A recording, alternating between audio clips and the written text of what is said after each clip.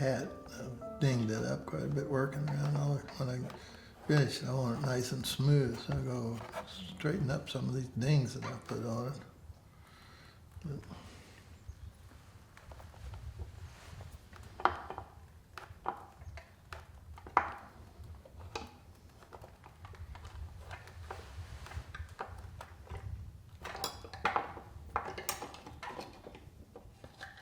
fortunately, the clay can always be modified.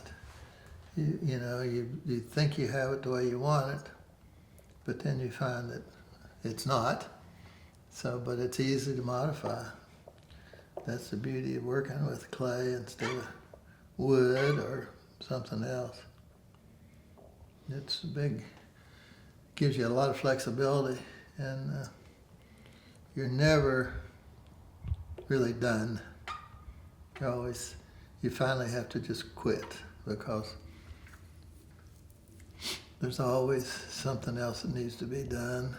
And then after it's finished and you get it in bronze, you still find things that you should have done that you didn't do, which is kind of sad when that happens. But that's the way it works. That's life. Never had any lessons or even suggestions. I probably wouldn't listen to suggestions by another artist, and I've never had that.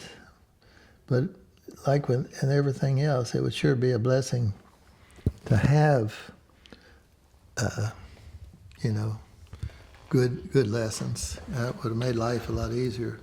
But I've made my mistakes and continue to make mistakes, and it's just the way it is. But I can't blame anybody but myself.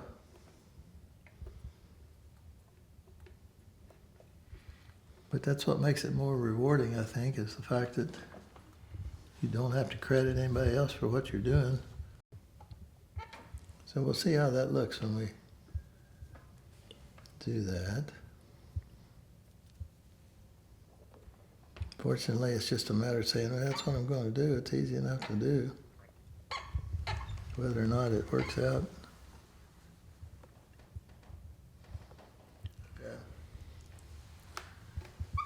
I never really was inspired to think about bronze until we came to Montana. When I came to Montana in the Public Health Service, I learned about an artist that was in Browning, Montana. He was a famous taxidermist, and I think that's probably what attracted me to him to start with, because I had heard of him as a taxidermist.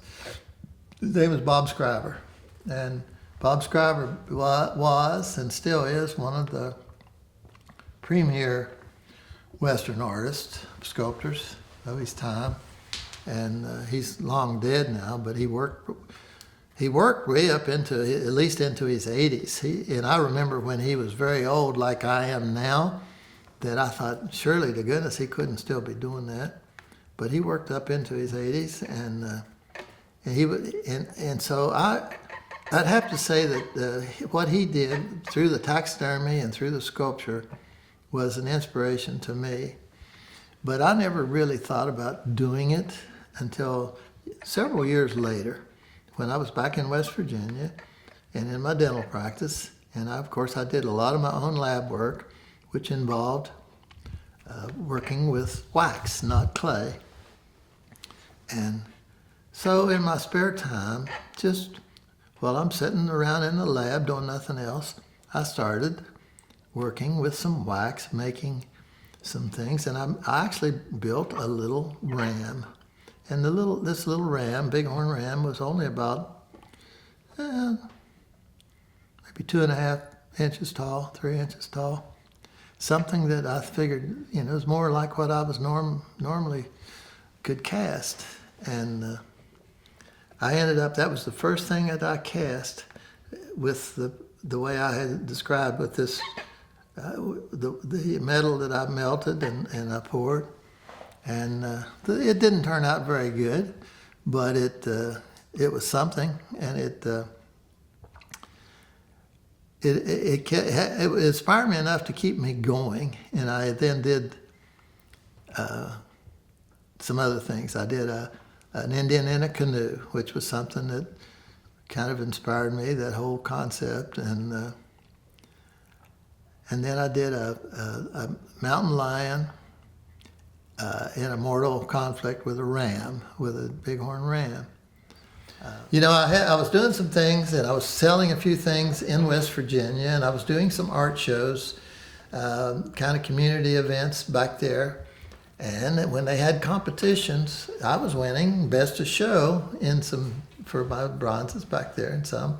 And that kind of was encouraging. And when we first thought about coming to Montana, I put some things in a gallery in Livingston. And they started selling. And so when we came to Livingston, well, our first thought was really that we needed to establish our own gallery. And so we did that, and by golly, we had a gallery there in Livingston for 20 years.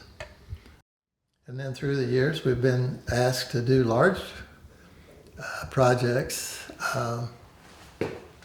The last one being a portrait bronze, a life-size standing bronze of a doctor that actually founded the West Virginia University Medical School, Dr. Van Leer. They built a museum at the medical school, and they wanted Dr. Van Leer statue in the museum. That's the last big project I've done. But I did a Christ the Teacher. It's on the Notre Dame campus.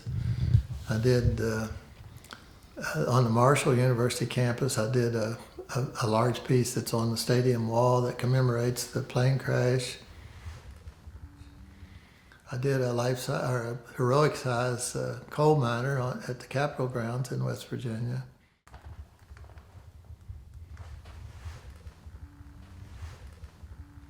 I've got a large sculpture on the West Virginia University campus on the Alumni Center. It's called From the Mountain. It's multiple figures on a mountain bronze. So we've gotten quite a few things out there.